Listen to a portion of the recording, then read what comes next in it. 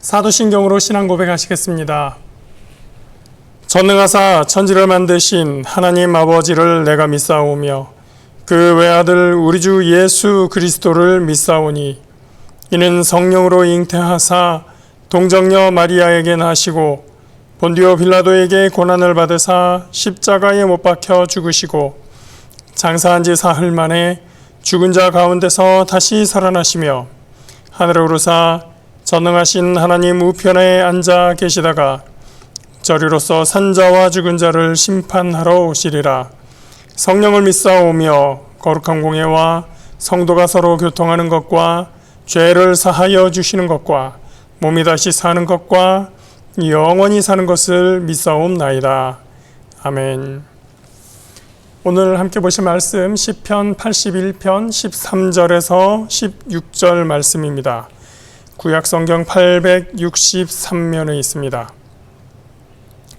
구약 863페이지 시편 81편 13절에서 16절입니다. 시편 81편 13절에서 16절입니다. 내 백성아 내 말을 들으라. 이스라엘아 내 도를 따르라. 그리하면 내가 속히 그들의 원수를 누르고 내 손을 돌려 그들의 대적들을 치리니 야훼를 미워하는 자는 그에게 복종하는 채 할지라도 그들의 시대는 영원히 계속되리라. 또 내가 기름진 밀을 그들에게 먹이며 반석에서 나오는 꿀로 너를 만족하게 하리라 하셨도다. 아멘. 네, 오늘은 시편 81편 말씀입니다.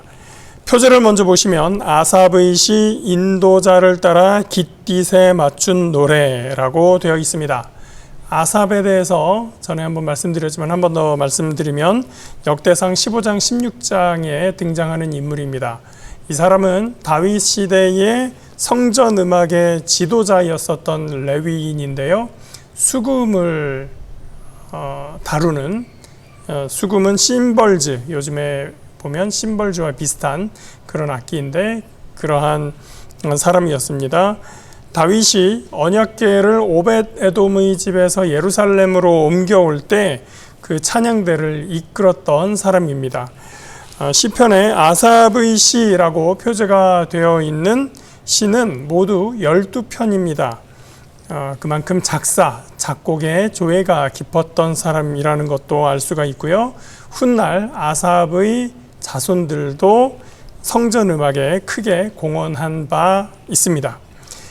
그 다음에 깃딧에 맞췄다고 하는데 깃딧은 무슨 뜻인지 정확하게 알려져 있지는 않습니다. 어디에 보면 포도즙 틀이라는 말로 설명이 되기도 하고 또 어디서는 민족, 어떤 부족의 이름이다 라고 하기도 하고요. 또 악기의 이름이다. 여러 가지 의미로 해석을 합니다. 제가 어떤 성경 말씀에 대해 단어에 대해서 특히 시편에서 표제에 있는 이야기를 하면서 이 어떤 단어가 오늘 예를 들면 오늘 깃딧과 같은 말이죠. 그 뜻이 정확하지 않다 이렇게 이야기하는 경우들이 가끔 있는데요.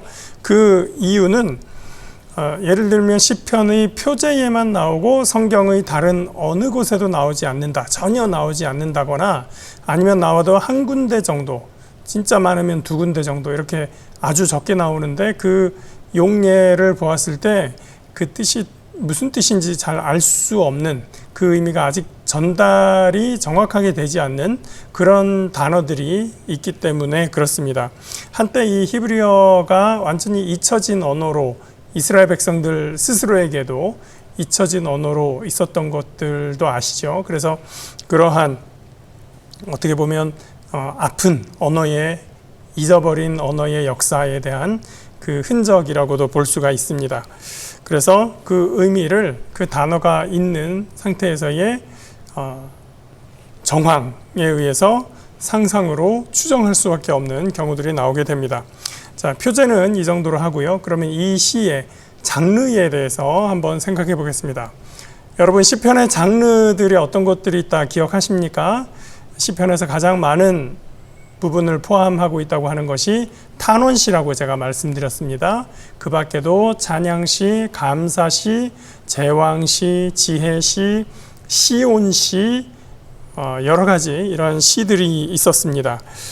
이 각각의 시편을 묵상하실 때 지금 읽는 시가 어떤 장르에 해당하는가를 이해를 하면 그 시의 전반적인 것을 이해하는 것에 도움이 되는 경우가 많이 있습니다.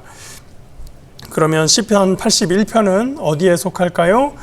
먼저 알려드릴 것은 앞에서 말한 모든 시와 정확하지 않다. 모든 시에 포함되지 않는다라는 겁니다. 여러분, 탄원시의 특징에 대해서 제가 여러 번 말씀을 드렸었는데 이 시를 읽어보면서 탄원시하고 좀 다르네 라고 생각하실 수가 있습니다. 그럼 찬양시하고 같은가? 찬양시는 주로 하나님을 찬양합니다 라는 내용이 나오는데 그렇지 않죠. 제왕시, 성전시, 또 감사시 이런 것들과도 성격이 다르다는 것을 여러분들 아실 수 있을 겁니다. 또 지혜시하고도 많이 다르죠. 설명하라라고 하면은 또 잘 설명하기는 어렵다고 하더라도 내용을 보면 이게 그거하고는 조금 같지 않은 것 같아라는 것을 느끼실 수가 있을 텐데요. 그러면 이 시는 무슨 시냐? 시편 81편은 예언시라고 합니다. 자, 그러면 이 시를 읽으면 앞날에 대해서 뭔가를 얘기할까? 그렇지 않죠. 여러분, 성경에서 특히 구약에서 예언이라고 하는 말의 뜻은 무엇이냐 많이 들어보셨을 텐데요. 하나님의 말씀을 대언하는 사람이다 라는 의미에서 여러분 예언자라고 안 하고 예언자가 대언자다 라고 하는 말을 들어보신 적이 있을지 모르겠습니다. 저도 여러 번 말을 하기는 했는데요.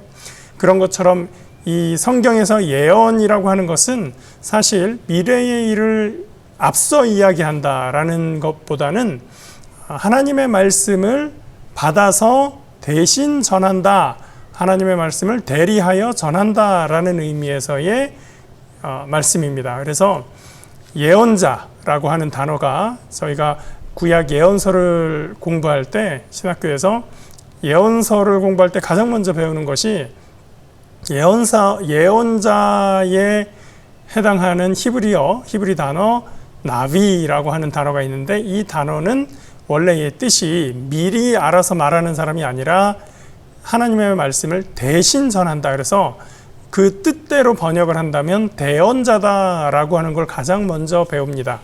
그래서 이 말씀, 이 오늘 시편 81편이 예언시다라고 하는 것은 미리 앞으로 있는 일을 미리 말한다라는 것보다는 하나님의 말씀을 대신 증거한다, 대신 전하고 있다라는 의미로 생각하시는 것이 좋겠습니다.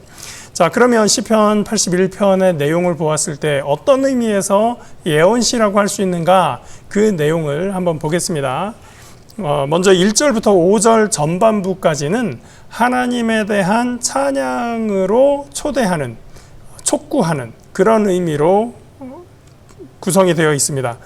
그러니까 찬양시하고도 좀 다르죠. 찬양시 같으면 내가 이러이러한 이유로 하나님을 찬양합니다 라고 하면서 찬양의 제목 그리고 하나님을 찬양하는 이유, 그래서 하나님 찬양합니다 이렇게 끝나게 되는데 지금 81편은 그렇지 않다는 뜻이죠. 한번 보겠습니다. 1절 우리의 능력이 되시는 하나님을 향하여 기쁘게 노래하며 야곱의 하나님을 향하여 즐거이 소리칠지어다. 자, 하나님에 대하여 찬양합니다가 아니고 너희는 하나님을 이렇게 찬양하여라 라고 하는 요청, 조금 더 강하게 말하면 명령이라고 할 수가 있습니다. 하나님은 우리의 능력이 되신다. 그 능력이 되시는 하나님을 우리는 기쁘게 노래하고 또 야곱의 하나님을 향하여 즐거이 소리쳐라 라고 하는 말씀입니다. 야곱이라고 하는 것은 이스라엘의 조상이죠. 그러면서 또 야곱 자신이 이스라엘이라는 이름을 가지고 있었던 사람입니다. 그러니까 야곱의 하나님이라고 하는 것은 야곱 고대에 있었던 그 조상, 우리 조상의 하나님이라고도 할 수 있지만 또 이스라엘의 하나님, 우리 민족의 하나님이라고 하는 말을 뜻하기도 합니다. 그래서 우리 시조의 하나님이면서 동시에 우리 이스라엘 민족의 하나님이다라고 하는 이중의 의미를 가지고 있다는 것이죠. 단지 우리 하나님을 찬양하여라 라는 것과 다르게 이 야곱의 하나님이라는 말을 사용하는 의미는 뭐냐? 우리의 뿌리에서부터, 우리의 처음에서부터 하나님이었던 분, 우리의 역사와 함께 하신 그분 하나님을 찬양하여라 라고 하는 의미에서의 초청이 되는 것입니다. 여기에 찬양하는 모양이 여러 가지로 나타나고 있습니다. 노래로 찬양하고 또 소리치는 것, 즐거이 소리쳐라 이렇게 말하죠. 소리치는 것도 찬양의 한 형태입니다. 2절에도 찬양의 다른 모습들이 나타나고 있습니다. 2절 시를 읊으며 소고를 치고 아름다운 수금의 비파를 아우를 찌어다. 시를 읊는 것도 찬양이라고 합니다. 새로운 시를 짓는 것도 찬양일 수 있고요. 우리 모두가 작시자가 되어서 시인이 되어서 시를 지을 수는 없으니까 그러면 시편을 읽는 것, 읊는 것, 낭송하는 것도 찬양의 한 방법이 될 수 있다라고 하는 것입니다. 또 소고를 치고 수금에 비파를 치라. 수금이라고 하는 건 아삽의 시라고 했죠. 아삽이 수금을 연주하는 사람이었습니다. 심벌주와 같은 악기라고 말씀드렸어요. 자, 비파 잘 아실 테고요. 소고, 북이죠. 그래서 소고와 수금과 비파를 비롯한 악기들을 연주하는 것도 하나님을 찬양하는 하나의 형태가 됩니다. 우리가 잘 아는 클래식 음악, 바로크 음악, 이때의 음악들 중에 많은 것들이 하나님을 찬양하기 위한 곡으로 지어진 것들을 우리가 또 알고 있는데, 그런 것도 이러한 악기를 연주하면서 하나님을 찬양하는 전통에서 나온 것입니다. 3절은 언제 찬양할 것인지를 이야기하는데요. 3절 초하루와 보름과 우리의 명절에 나팔을 불지어다.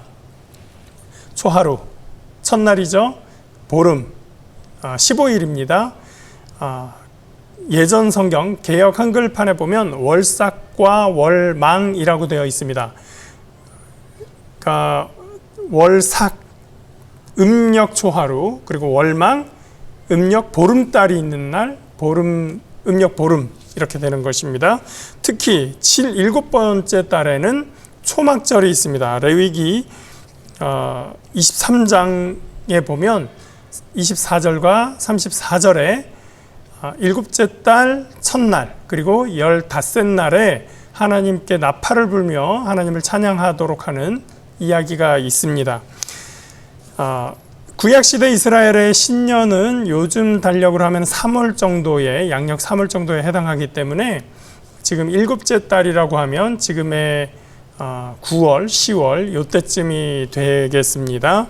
그때에 어떤 절기가 있었나요? 초막절이 있습니다. 수장절이라고도 하지요.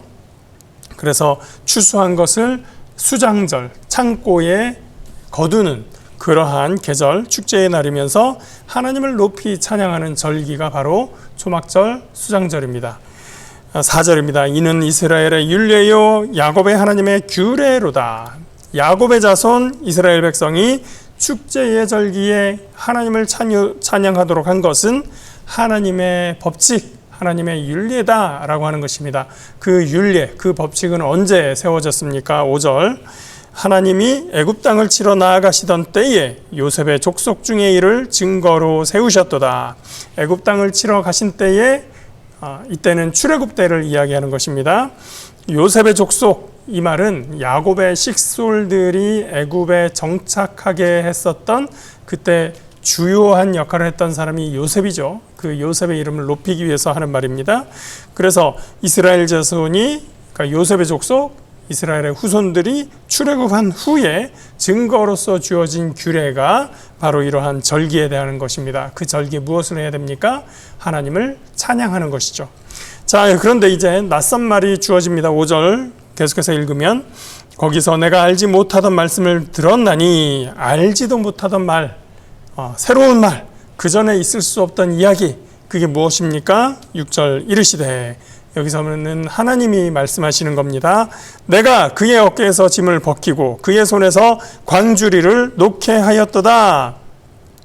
하나님께서 이스라엘 백성들의 노역의 짐을 어깨에 맸던 그 공사 짐들을 내려놓게 하시고 공사장에서 뭔가 도구들을 재료들을 나르던 그 광주리를 내려놓게 하셨다라는 것입니다.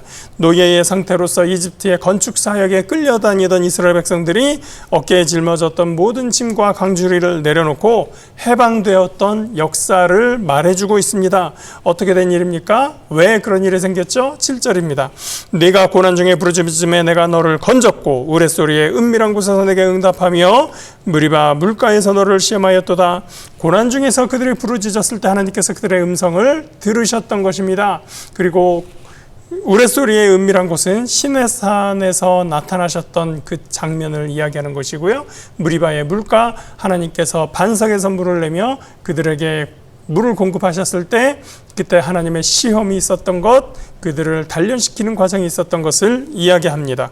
5절 하반절에서 7절까지의 말씀은 무엇입니까? 이스라엘 백성을 고통 가운데서 부르신 하나님을 회상하며 이야기하고 있습니다. 이제 그 하나님께서 명령하십니다. 8절 내 백성이여 들어라. 내가 네게 증언하리라.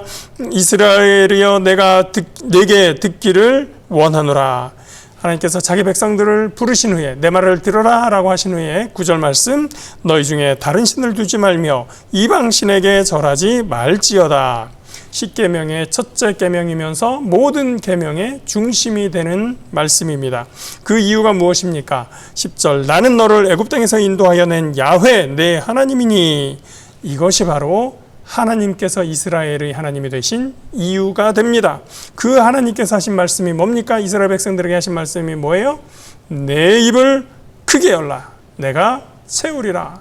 하나님께서 고난 중에 그들의 소리를 들으시고 그들을 애굽에서 끌어내신 후에 그들에게 말씀하시기를 너의 입을 크게 열라 내가 채우리라 라고 하셨습니다. 둥지에서 먹이를 기다리는 꼬마 새들이 막 어미새를 기다리면서 입을 크게 벌리고 있습니다. 그때 어미새가 벌레를 물어다가 어떤 새한테 준다고요? 입을 가장 크게 벌리고 있는 새에게 아기 새에게 먹이를 준다고 하지요. 내 입을 크게 열라 너의 갈급함을 하나님께 부르짖어라 그러면 내가 채우리라 라고 하나님께서 말씀하셨습니다. 그런데 그렇게 하였으나 11절 내 백성이 내 소리를 듣지 아니하며 이스라엘이 나를 원하지 아니하였도다. 이스라엘 백성들의 모든 문제는 여기에서 시작됩니다. 하나님이 고난에서 구하시고 너희의 하나님이 될 것이다. 다른 신을 섬기지 말라 하였는데 이스라엘 백성들이 하나님을 싫어하면서 하나님을 원하지 않으면서 모든 문제의 발단이 시작되는 것입니다. 12절 그러므로 내가 그의 마음을 완악한 대로 버려두어 그의 임의대로 행하게 하였도다. 임의대로 행하게 했다. 뭡니까? 마음대로 하도록 그냥 내버려뒀다. 마음대로 하는데 그냥 두었다. 실망하신 하나님이 그들에게 개입하지 않으신 겁니다. 그 결과가 무엇입니까? 이스라엘의 멸망이었고 유다의 포로 생활이었습니다. 이스라엘의 예언자들이 선포하던 그때의 메시지와 정확하게 일치하고 있습니다. 그 백성들에게서 가장 문제가 무엇이었습니까? 우상을 숭배하는 거였죠. 하나님을 멀리하는 것이었습니다. 그리고 하나님의 뜻, 하나님의 말씀에 귀 기울이지 않으면서 하나님의 정의가 무너지고 있었습니다. 하나님께서 어떻게 하셨어요? 그들에게 예언자를 통해서 돌아오라, 하나님의 말씀을 들어라, 나 외에 다른 신을 두지 말라 계속해서 선포했는데 그들은 하나님께 돌아오지 않았습니다. 여기에서 바로 이 시가 예언자들의 전통과 예언자들의 메시지와 정확하게 일치하고 있는 것입니다. 이 시가 그래서 왜 예언시인지를 알려주는 것이죠. 하나님께서 계속해서 말씀하십니다. 13절 내 백성아 내 말을 들으라 이스라엘아 내 도를 따르라 그리하면 내가 속히 그들의 원수를 누르고 내 손을 돌려 그들의 대적들을 치리니. 원수들의 수중에서 하나님이 구원하실 것입니다. 15절 야훼를 미워하는 자는 그에게 복종하는 채 할지라도 그들의 시대는 영원히 계속되리라. 15절 약간 이해하기가 애매한 구절입니다. 앞에서부터 보면 야훼를 미워하는 자 누굽니까? 원수들이죠. 이스라엘을 대적하는 사람들 그리고 하나님을 대적하는 사람들입니다. 그들이 어떻게 합니까? 그에게 이스라엘에게 복종하는 채 할지라도 복종하는 척만 합니다. 왜요? 14절에서 하나님께서 그들의 대적을 쳤기 때문에 그 원수들이, 그 대적들이 잠시 이스라엘 백성 앞에서 복종하는 채 하는 겁니다. 조금만 기다려라. 내가 이 복수를 다시 한번 하리라 라고 그들이 잠시 복종하는 채 한다는 얘기예요. 그렇게 할지라도 어떻게 됩니까? 그들의 시대는, 그 복종의 시대는 영원히 계속되리라. 잠시 복종하는 채 하려고 했는데 그 시간이 영원히 이어지리라. 하나님의 승리가 영원히 이어질 것이다. 이스라엘의 승리가 영원히 이어질 것이다. 하나님께서 도우신다는 것입니다.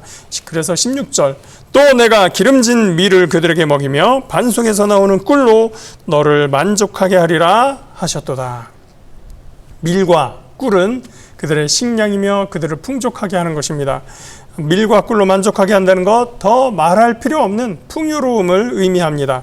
자, 여러분, 모든 문제의 시작도 하나님을 원하지 않는 데서 시작했습니다. 그러면 모든 문제의 해결도 어떻습니까? 하나님의 말씀을 들으며 그 도를 따르는 데서 오게 됩니다. 이사야, 예레미야, 그 이후의 모든 예언자들의 선포가 바로 이러한 말씀입니다. 하나님께 돌아오라. 하나님의 말씀을 들어라. 하나님 말고 다른 신을 섬기지 마라 라고 하는 그 말씀이었습니다. 내 백성아, 내 말을 들으라. 내 이스라엘아, 내 도를 따르라. 그리하면 내가 원수를 누르고 대적을 칠 것이고 밀과 꿀로 너를 풍족하게 할 것이다. 너를 만족하게 할 것이다. 바로 그것이 오늘 예언시 시편 81편의 메시지인 것입니다. 우리가 구원의 하나님께로 돌아가며 선포의 말씀을 따름으로써 하나님의 은혜의 구원의 품 안으로 들어가는 저와 여러분 되기를 주의 이름으로 축복합니다. 기도하겠습니다. 사랑과 은혜에 거룩하신 하나님, 감사합니다. 우리로 주님 앞에 엎드리며 주님 앞에 주님의 말씀을 따르는 저희들 될 수 있기를 원합니다. 하나님, 이스라엘 백성들의 그 삶을, 그 역사를 기억하면서 우리가 하나님께 와서 하나님의 말씀을 듣고 그 도를 따르게 하여 주시옵시고, 그래서 주님 예비하신 그 구원의 은혜, 하나님께서 예비하신 풍요로움, 하나님께서 만족해 하심을 우리가 받아 누릴 수 있도록 인도하여 주시옵소서. 오늘도 주 안에서 승리케 하시기를 간절히 원하옵고 예수 그리스도의 이름으로 기도합니다. 아멘. 하늘에 계신 우리 아버지여, 이름이 거룩히 여김을 받으시오며 나라가 임하시오며 뜻이 하늘에서 이루어진 것 같이 땅에서도 이루어지이다. 오늘 우리에게 일용할 양식을 주시옵고 우리가 우리에게 죄 지은 자를 사하여 준 것 같이 우리 죄를 사하여 주시옵고 우리를 시험에 들게 하지 마시옵고 다만 악에서 구하시옵소서. 나라와 권세와 영광이 아버지께 영원히 있사옵나이다. 아멘.